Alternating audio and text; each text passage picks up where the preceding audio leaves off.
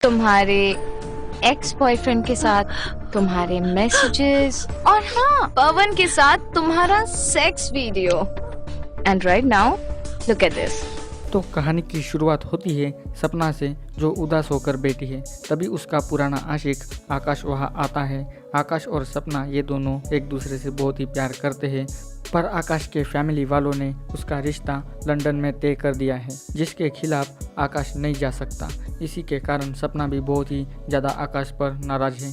अब आकाश आकर सपना को समझाने की कोशिश करता है, पर वो उसकी एक नहीं सुनती। अब आकाश सपना से कहता है कि देखो सपना, अब हम आखिरी बार मिलने वाले हैं, तो हम दोनों इस आखिरी मिलन को क्यों ना अच्छे से गुजारें। जिसके बाद सपना आकाश के साथ रोमांस करने लगती है, पर आकाश को क्या पता कि उसके साथ क्या होने वाला है। वो तो इस रात का आनंद लेना चाहता है, पर सपना रोमांस करते करते आकाश का खून कर देती है, जिससे कि सपना के मन को तसल्ली मिलती है। अब आगे क्या होगा ये जानने के लिए वीडियो को स्किप मत कीजिए। अब कहानी कुछ सालों बाद की दिखाई दी जाती है, जहां पर सपना की शादी समीर से हुई है। वो उसके साथ काफ़ी खुश है।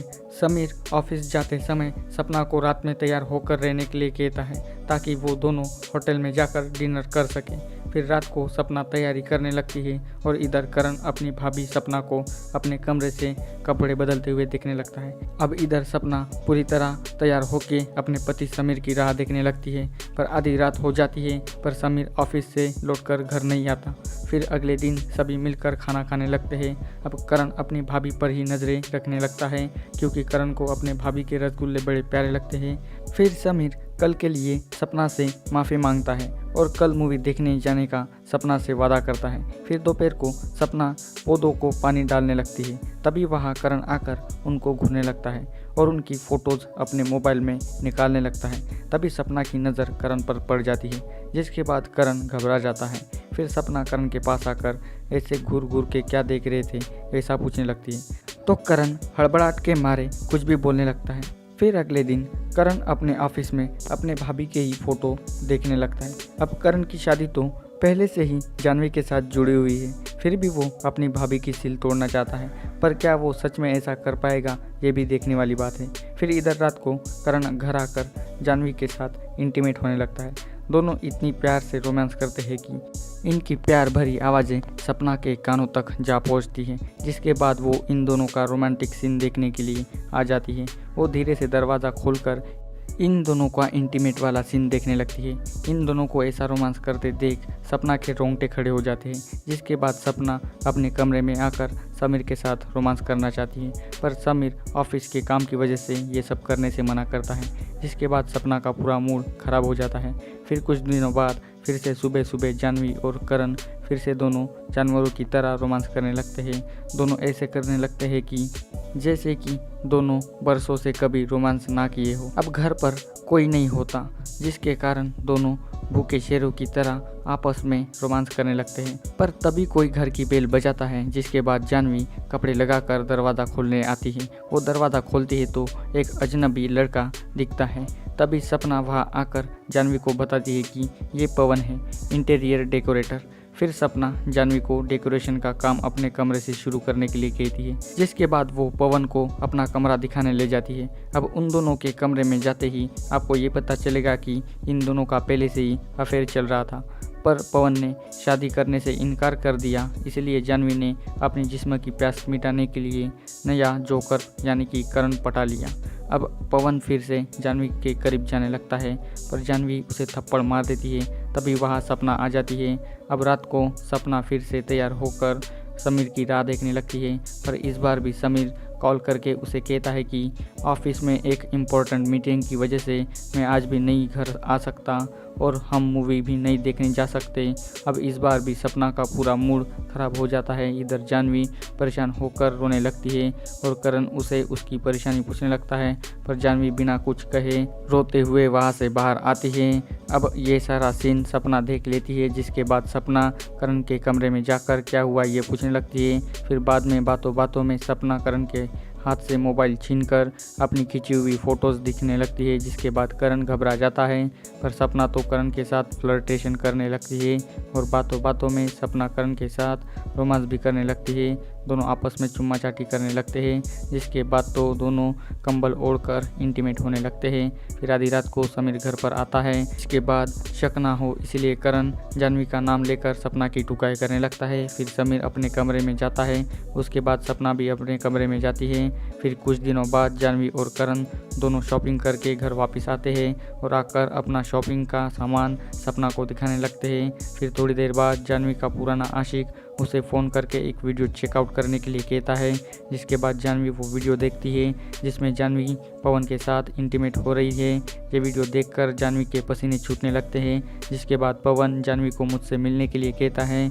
बाद में जानवी पवन से मिलने जाती है। उसके जाते ही पवन उसे पुरानी सारी बातें ताज़ा करने के लिए कहता है, यानी कि इस वीडियो के बदले उसे फिर से पवन के साथ इंटीमेट होना पड़ेगा। जिसके बाद ना चाहते हुए भी जानवी को पवन के साथ इंटीमेट होना पड़ता है। फिर कुछ दिनों बाद जानवी अपनी ज़िंदगी पर रोने लगती है कि तभी सपना वहां आकर उसे उसका वीडियो दिखाकर उसे शर्मिंदा करने लगती है। फिर जानवी अपनी सारी बातें सपना को बताती है। जिसके बाद सपना जानवी को एक काम करने के लिए कहती है। फिर जानवी सपना के कहे मुताबिक वो पवन को फ़ोन करके उसको फिर से उसी जगह मिलने के लिए बुलाती है। फिर जानवी पवन से मिलने जाती है, पर उसके जाने से पहले ही किसी ने पवन का गला काटकर उसकी हत्या कर दी है।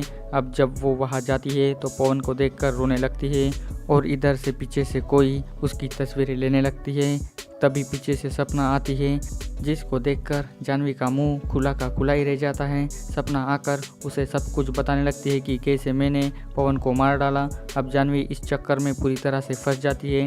जिसके बाद सपना जानवी को कहती है कि तुम्हारे नाना नानी नासिक में रहते हैं तो तुम वहां जाओ और आज से तुम करण को कॉल या मैसेज भी मत करना, नहीं तो तुम्हारे ये सारे वीडियोस मैं वायरल कर दूंगी। अब अगले दिन करण आता है तो जानवी नहीं होती। बाद में वो सपना करण को रात में सपना के कमरे में मिलने को बुलाती है।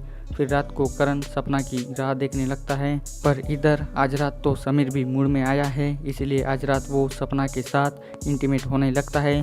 अब इधर करण से रहा नहीं जाता तो वो सपना के कमरे में से झांक कर देखने लगता है। जिसके बाद उसे जलन होने लगती है। वो जलन के मारे वहाँ से जाने लगता है, पर जाते समय वो टेबल से टकरा जाता है, जिसके कारण टेबल के ऊपर का सामान गिर जाता है। तो वो छुपते छुपाते वहाँ से निकल जाता है और समीर की माँ वहाँ पर कौन है ये देखने लगती है और इसी के कारण समीर और सपना के रोमांटिक सीन पर भी ब्रेक लग जाता है। फिर समीर और सपना भी बाहर कौन है ये देखने के लिए आते हैं। फिर करण भी अपने कमरे की ओर से दौड़ते हुए आता है और ऐसा बिहेव करने लगता है कि जैसे कि घर में कोई दूसरा आया है। फिर अगली सुबह सभी लोग मिलकर कल रात वाली बात को याद करने लगते हैं। फिर सपना सबके लिए चाय लेकर आती है। फिर से अपने काम में करने के लिए वो फिर से अंदर जाती है। फिर उसके पीछे पीछे करण भी अंदर जाता है। जिसके बाद माजी दोनों को शक की नज़र से देखने लगती है। फिर माजी समीर से कहती है कि बेटा अब तो जानवी भी घर पर नहीं है, फिर ये करण क्यों यहाँ पर रहता है? मुझे तो लगता है कि कल वाला चोर ये करण ही है। पर समीर को तो अपनी माँ की बातें बेकी लगने लगती है। वो उनकी बातों को नज़रअंदाज कर देता है। फिर रात को सपना समीर का सोने का फ़ायदा उठाना चाहती है। वो करण को फ़ोन करके अपने घर पर आने के लिए कहती है कि तभी समीर उठ जाता है, पर सपना बहाना बनाकर माजी के कमरे में जाकर उनके पैर दबाने लगती है। फिर करण भी माजी के कमरे में आ जाता है और वो वही उनके कमरे में सपना के साथ इंटीमेट होने लगता है। अब इधर समीर फिर से इनसे जाग जाता है और वो अपनी माँ और सपना को देखने आता है। जिसके बाद समय रहते करण पलंग के नीचे छुप जाता है और सपना सोने का नाटक करने लगती है। बाद में समीर सपना को अपने कमरे में चलने के लिए कहता है। फिर दोनों वहां से चले जाते हैं। फिर अगली सुबह माजी फिर से समीर को सपना और करण के बारे में सतर्क करने लगती है। इधर सपना माजी की सारी बातें सुनने लगती है। हर बार समीर अपनी माँ की बातों को नज़रअंदाज करने लगता है। अब सपना को माजी की बातें सताने लगती है, जिसके बाद वो करण को बार बार फ़ोन करने लगती है। सपना करण अभी के अभी घर पर आने के लिए कहती है, पर वो आने से मना करता है। जिसके बाद खुद सपना समीर से मिलने के लिए उसके ऑफिस में जाती है। सपना बिना कुछ सोचे वो सीधा मीटिंग हॉल में जाती है, जिसके कारण करण को शर्मिंदा होना पड़ता है। बाद में वो सपना को बाहर लेकर आता है और वो उसके साथ झगड़ा करके उसकी एक नहीं सुनता और वो उसे वहाँ पर अकेला छोड़कर वहाँ से चला जाता है। अब सपना करण की इन्हीं हरकतों की वजह से वो बहुत ही इरिटेट हो जाती है।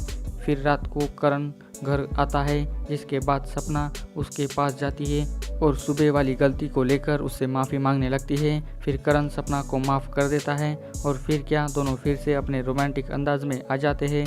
दोनों फिर से अपने प्यार को बढ़ाने लगते हैं।